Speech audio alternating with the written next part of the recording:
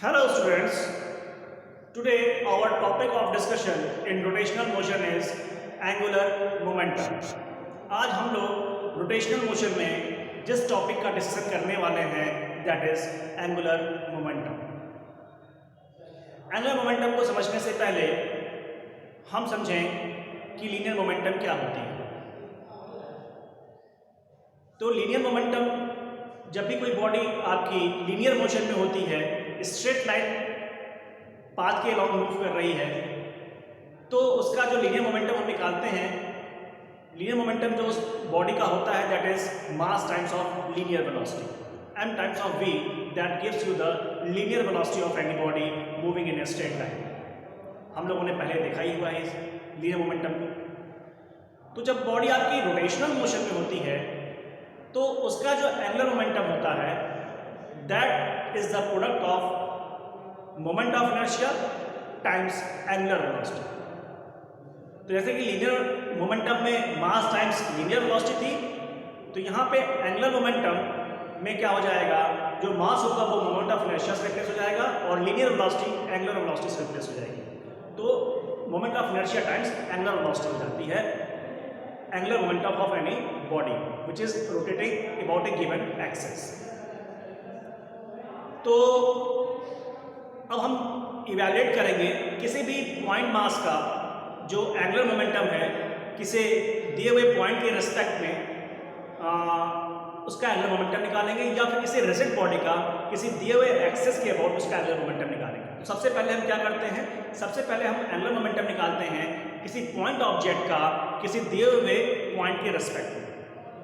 ठीक है, तो मान लीजिए जैसे कि आप फिगर में देख सकते हैं, तो हमारा पहला क्या है, हम पहले निकालेंगे angular momentum, angular momentum, angular momentum, angular momentum of A point object of A point mass, of a point mass about a given point, about a given point. सबसे पहले हम सबसे सरल जो तरीका है, सबसे सरल जो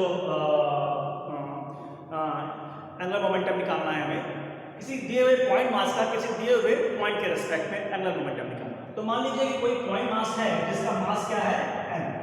ठीक है, ठीक है, कोई पॉइंट मास यहाँ पे आप देख सकते हैं पॉइंट P पर, पॉइंट P पे कोई पॉइंट मास यहाँ पर रखा हुआ है जिसका लीनियर मोमेंटम आपका वेक्टर P है, that will be equal to mass times of linear velocity. ठीक है, तो जिस डायरेक्शन में इस पॉइंट मास की वेलोसिटी होगी उसी डायरेक्शन में उसका लीनियर मोमेंटम का डायरेक्शन भी होगा. तो हमने लीनियर मोमेंटम का डायरेक्शन इस पॉइंट मास के डायरेक्शन ऑफ मोशन की हम दिखा रखा है. तो लीनियर मोमेंटम इस पॉइंट मास का जो है that is vector p that is equal to mass times of linear velocity. और हमें इस पॉइंट मास का एंगुलर मोमेंटम निकालना है with respect to the point O. ठीक है, तो हम करेंगे क्या, हमें इस पॉइंट मास का एंगुलर मोमेंटम निकालना है with respect to this point O. हम करेंगे क्या, हम इस पॉइंट O को ओरिजिन मानते हुए x, y और z कोऑर्डिनेट एक्सिस ड्रॉ कर देंगे और इस पॉइंट मास का पोजीशन वेक्टर निकाल लेंगे. ठीक है, तो vector r is the position vector of this point mass m. ठीक है, और इस पॉइंट मास का जो लीनियर मोमेंटम है that is m times of vector v, m times of velocity. तो जो एंगुलर मोमेंटम होगा, angular momentum of this point mass about this point O is represented by vector j is equal to r cross p, r cross p.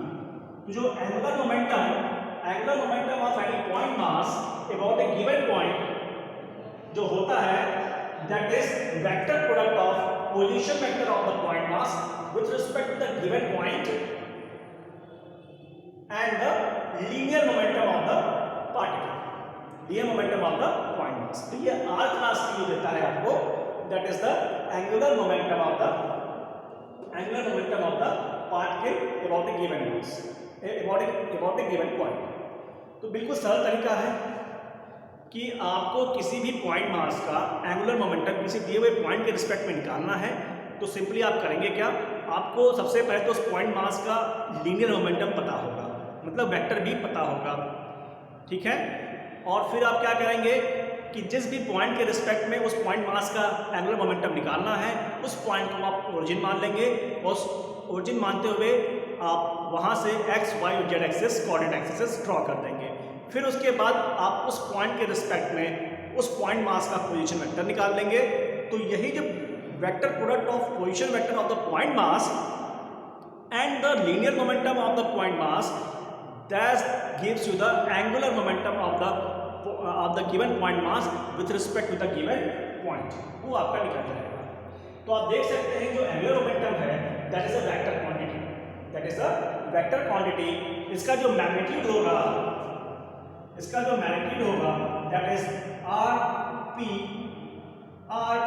Sign theta, R P sine theta, where theta is the, जहां पे R क्या है position vector का magnitude, P क्या है आपका linear momentum का magnitude जो कि mv हो जाएगा, और थीटा क्या है that is the angle between the position vector and the linear momentum of the particle, मतलब ये एंगल आपको दे देगा, ये जो एंगल होगा दैट इज द थीटा, ठीक है।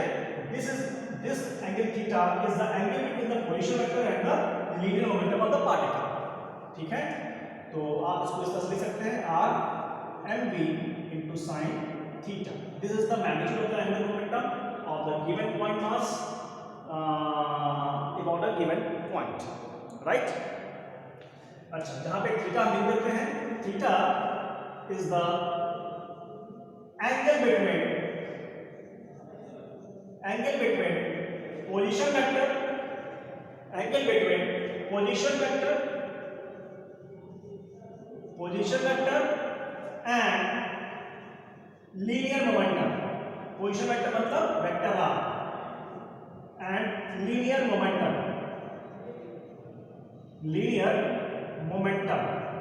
मतलब वेक्टर p, ठीक है, r mv sin थीटा, ठीक है। अच्छा, और इसकी डायरेक्शन क्या होगी एंगुलर मोमेंटम की, एंगुलर मोमेंटम की डायरेक्शन आप देख सकते हैं कि it is the vector product of position vector and linear momentum. तो एंगुलर मोमेंटम का डायरेक्शन होगा that is along the direction that is perpendicular to the plane, in which position vector r and vector p lies। आपका जो angular momentum का direction होगा वो उस plane के परपेंडिकुलर डायरेक्शन में होगा जिसमें आपकी ये पोजीशन वेक्टर और लीनियर मोमेंटम लाई कर रहे हैं, जिसमें ये पोजीशन वेक्टर उस पॉइंट मास का और लीनियर मोमेंटम वेक्टर पी, दोनों वेक्टर्स जो होंगे लाई कर रहे होंगे उस प्लेन के परपेंडिकुलर डायरेक्शन में आपका एंगुलर मोमेंटम का डायरेक्शन होगा, ठीक है। चलिए, ये तो बात हो गई किसी दिए हुए पॉइंट मास का किसी दिए हुए पॉइंट के रिस्पेक्ट में एंगुलर मोमेंटम निकालना, ठीक है। अब बात आती है कि अच्छा, ये भी होता है कभी कभी हमें किसी एक्सिस के अबाउट एंगुलर मोमेंटम निकालना होता है, तो एक्सिस के अबाउट भी अगर एंगुलर मोमेंटम निकालना हो आपको तो भी उसमें क्या करेंगे, हम सिंपली आप क्या करेंगे कि उसके एक्सिस पे कोई सा भी पॉइंट एज्यूम कर लेंगे और उस पॉइंट के रिस्पेक्ट में उस पॉइंट मास का पोजीशन वेक्टर निकाल लेंगे, r क्रॉस p कर लेंगे। r क्रॉस p करने के बाद क्या करेंगे, क्योंकि उसमें आपके तीन कंपोनेंट्स पॉसिबल हो सकते हैं, एक तो एक कंपोनेंट वो आएगा जो कि एक्सिस के नाम हो जाएगा, और जो दो कंपोनेंट्स होंगे वो उस प्लेन में लाई करेंगे जो कि उस एक्सिस के परपेंडिकुलर है। तो लेकिन आपको उसी कंपोनेंट को कंसिडर करना होगा जो कि एक्सिस के लॉन्ग होगा, ठीक है। फिर से सुने, ये जो हमने तरीका बताया है ये किसी दिए हुए पॉइंट मास का किसी दिए हुए पॉइंट के रिस्पेक्ट में एंगुलर मोमेंटम है। मान लीजिए किसी पॉइंट मास का किसी दिए हुए एक्सिस के रिस्पेक्ट में अगर एंगुलर मोमेंटम निकालना हो तो क्या करेंगे, तो अगर किसी एक्सिस के रिस्पेक्ट में भी अगर हमें एंगुलर मोमेंटम निकालना है तो हम क्या करेंगे, उस एक्सिस पे कोई सा भी एक पॉइंट एज्यूम कर लेंगे, उसको ओरिजिन मान लेंगे और उस पॉइंट के रिस्पेक्ट में उस ओरिजिन के रिस्पेक्ट में उस पॉइंट मास का पोजीशन वेक्टर निकाल लेंगे, मतलब वेक्टर r निकाल लेंगे। हमें वेक्टर p उस पॉइंट मास का पता होगा, r क्रॉस p कर लेंगे और r क्रॉस p में केवल वही कंपोनेंट को कंसिडर करेंगे जो कि उसके एक्सिस के अलॉन्ग है, जो कि जो दिया हुआ एक्सिस है उस एक्सिस के अलॉन्ग होगा। हमें बस वही कंपोनेंट लेना होगा और दोनों components will not be responsible for the angular momentum about that axis of rotation. ठीक है, ये बात आप अपने जहन में बैठा लें। अच्छा, अब बात आती है कि angular momentum of any rigid body about a given axis, उसको हम देखते हैं। Moment of inertia, angular momentum of any rigid body about a given axis.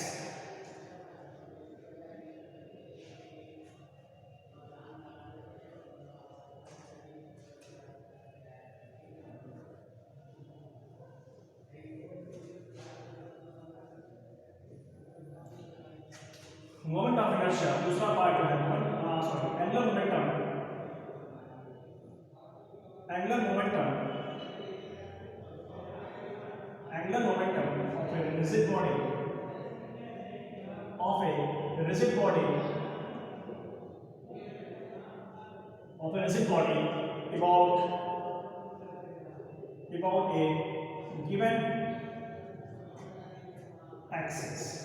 about a given axis। ठीक है, मान लीजिए आपकी कोई इरेगुलर रिजिड बॉडी है, कोई भी जनरल रिजिड बॉडी है, जनरली आपको जो दिया रहेगा रिजिड बॉडी वो रेगुलर ही रहेगी, जिसकी मोमेंट ऑफ इनर्शिया आप इजीली निकाल सकते होंगे जो आपको पहले से पता होगा। ठीक है, लेकिन हमने एक जनरल केस लिया हुआ है, तो आपको इस एक्सिस ओ डैश के बाद आपकी कोई रिजिड बॉडी है that is rotating about this axis with angular velocity omega. ठीक है, सपोज और रिजिड बॉडी जैसा यहाँ पे दिया हुआ है that is being rotated about this axis O dash with angular velocity omega. तो हमें इस रिजिड बॉडी का एंगुलर मोमेंटम निकालना है about this axis O dash. तो सिंपली हम कुछ नहीं करेंगे, क्योंकि अगर ये रिजिड बॉडी इस दिए हुए एक्सिस ओ डैश के अबाउट एक कांस्टेंट एंगुलर वेलोसिटी से रोटेट कर रही है, तो इस रिजिड बॉडी में प्रेजेंट सारे के सारे पॉइंट्स एक सर्कुलर पाथ पे घूम रहे होंगे। ठीक है, जिनकी सभी की एंगुलर वेलोसिटी तो सेम ही होगी, ओमेगा होगी वो, लेकिन सभी की चूंकि एक्सिस से लीनियर डिस्टेंस वैरी कर रही है, तो हर एक पार्टिकल का जो लीनियर वेलोसिटी होगा, जो लीनियर स्पीड होगी वो अलग अलग होगी। जैसे जैसे एक्सिस से डिस्टेंस लीनियर डिस्टेंस वैरी करेगा, वैसे वैसे लीनियर स्पीड वैरी करेगी। वो पॉइंट जो कि एक्सिस अप्लाई कर रहे होंगे उनकी लीनियर से डिस्टेंस जीरो हो जाएगी, तो वहाँ पे वो पार्टिकल्स आके मतलब उनकी लीनियर स्पीड जीरो होगी, वो बिल्कुल रेस्ट पे रहेंगे। और जैसे जैसे आप एक्सिस से दूर जाते जाएंगे लीनियर स्पीड पार्टिकल्स की इंक्रीज करती जाएगी। ठीक है, तो हमको ये स्मॉल डिफरेंशियल मास पकड़ लेते हैं dm, जिसकी एक्सिस से डिस्टेंस r है। ठीक है, तो ये जो dm मास होगा आपका एक सर्कुलर पाथ पर घूम रहा होगा, जिसका रेडियस क्या होगा, स्मॉल r होगा, और इसकी स्पीड कितनी होगी, लीनियर स्पीड r ओमेगा, कितनी होगी, r ओमेगा। ठीक है, तो हर एक पॉइंट मास जो होगा, हर एक डिफरेंशियल मास इस रिजिड बॉडी का सर्कुलर पाथ पे घूम रहा होगा, और सर्कुलर पाथ का जो प्लेन होगा that is perpendicular to the axis of rotation. हर एक पार्टिकल, जो भी इस पार्टिकल इस रिजिड बॉडी की होगी, वो सर्कुलर पाथ पे घूम रही होगी, किस प्लेन में, जो कि इस एक्सिस ऑफ रोटेशन के परपेंडिकुलर होगी। ठीक है, तो हर एक तो जो ये डिफरेंशियल मास m लिया हुआ है, इसकी वेलोसिटी कितनी होगी, जो लीनियर स्पीड है मान लीजिए कि वो v है। ठीक है, लीनियर स्पीड कितनी है इसकी, v है, जो कि आपकी r ओमेगा ही होगी इस पॉइंट इस डिफरेंशियल मास dm की। अच्छा, तो उसका जो लीनियर मोमेंटम होगा, लीनियर मोमेंटम का magnitude that is m times of v। ठीक है, तो अगर हम इस स्मॉल पार्टिकल का जो एंगुलर मोमेंटम अगर हम वो निकालें, ठीक है, angular momentum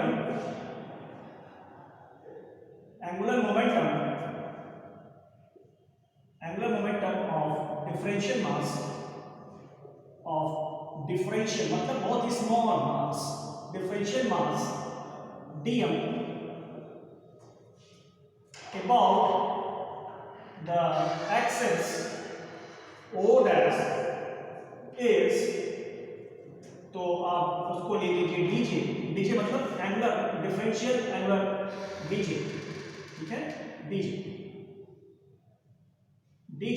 is the differential differential angular momentum of the this small differential mass, वो कितना हो जाएगा? क्योंकि आपको पता ही है एक इसको हम पॉइंट मास की तरह से कंसीडर कर सकते हैं और उसका इस एक्सिस के अबाउट एंगुलर मोमेंटम हम निकाल रहे हैं। तो एंगुलर मोमेंटम क्या होता है? r क्रॉस p होता है, r क्रॉस p जिसकी मैग्नीट्यूड क्या होगी? That is rp sin theta होगी। ध्यान दीजिएगा यहाँ पे थीटा क्या है? लीनियर मोमेंटम और पोजीशन वेक्टर के बीच का एंगल। तो आप देखेंगे कि जो हर एक डिफरेंशियल मास जिस सर्कुलर पाथ पे घूम रहा है उसमें जो पोजीशन वेक्टर किसी भी इंस्टेंट होगा वो हमेशा लीनियर मोमेंटम में क्या होगा? परपेंडिकुलर होगा। मतलब जो पोजीशन वेक्टर होगा वो रेडियल लाइन के नाम होगा और जो लीनियर मोमेंटम होगा वो टेंजेंशियल डायरेक्शन में रहेगा। तो दोनों के बीच का एंगल हमेशा 90 डिग्री रहेगा। तो थीटा क्या वैल्यू क्या होगी? हमेशा 90 डिग्री होगी। तो हमेशा जो लीनियर मोमेंटम होगा that will be equal to r times of p into sin 90। तो क्या हो जाएगा आपका? r इनटू p मतलब क्या? mv, और ये हो जाएगा 1 आपका। तो अच्छा, और v क्या होगा? इस डिफरेंशियल मास का लीनियर स्पीड क्या होगी? That will be equal to, हमें डिफरेंशियल मास लेना है तो dm इनटू v, ठीक है। तो हम ले सकते हैं इसको r into dm into v को हम क्या ले सकते हैं? r ओमेगा ले सकते हैं, ठीक है। तो ये डिफरेंशियल मास r रेडियस के सर्कुलर पाथ पे रिवॉल्व कर रहा है, तो क्या हो जाएगा? r square dm into omega, r square dm into omega. ये हो गया आपका एंगुलर मोमेंटम। dj जो है, dj is the angular momentum due to this small differential mass dm about the axis of rotation o dash, ठीक है। तो net angular momentum of the rigid body हो जाएगा नेट एंगुलर मोमेंटम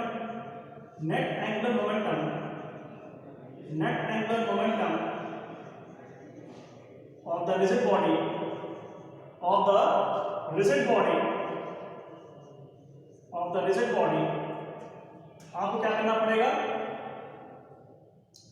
इंटीग्रेट करना पड़ेगा। तो नेट एंगुलर मोमेंटम j ले लीजिए, integration of r square dm, ठीक है। Integration of r square dm, omega तो कांस्टेंट रहेगा। तो integration of r square dm that gives you the moment of inertia of the entire rigid body about this axis of rotation o dash। तो आप लिख सकते हैं j is equal to I times of omega।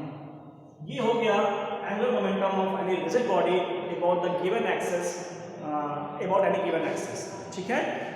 तो about किसी भी rigid body का जो angular momentum होता है किसी भी दिए हुए axis के about, that is I times of omega। I क्या है?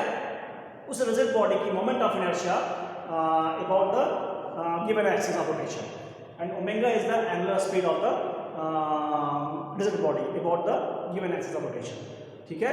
तो इन दोनों का जो प्रोडक्ट है I to omega that gives you the angular momentum of the rigid body। Thank you.